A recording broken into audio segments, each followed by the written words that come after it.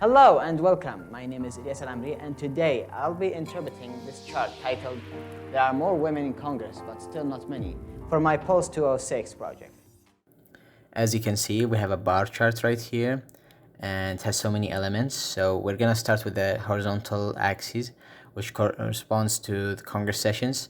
So starting with the 101st Congress session, which was 4 decades ago, going all the way to the 116th Congress session, which is the current one. And we have the vertical axis corresponding to percentage of seats. And as you can see, we have 16 bars right here, and each bar splits into a gray area and a green area. I'm gonna mainly focus on the green bars because that's the author's main talking point, which are seats held by women. And finally, there's a very thin white horizontal line in the middle, which corresponds to a 50%. This bar graph behind me, tries to illustrate the number, or the portion rather, of seats held by women in Congress in each Congress session, starting from the 101st, all going to the 116th, underlined by the horizontal axis. So the gray bars represent the overall Congress. So each gray bar reaches to the end, which means the entire Congress, and that in each year.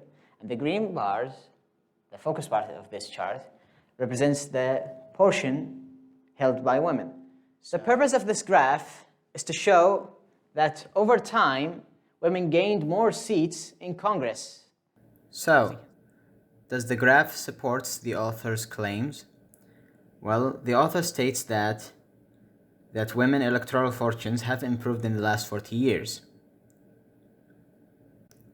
And the author also states that more than 100 years later, women are still underrepresented in state and national politics. As you can see, we start from the very beginning, 101st, the Congress session 101st. We start with a very low representation of women. Going on, we increase it at a steady rate till we get to the current Congress session, 160th. We get more representation to women.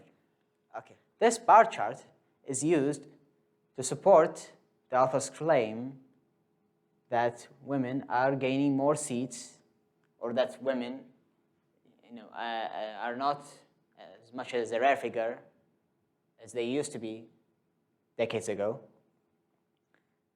And it's also used to support the author's point that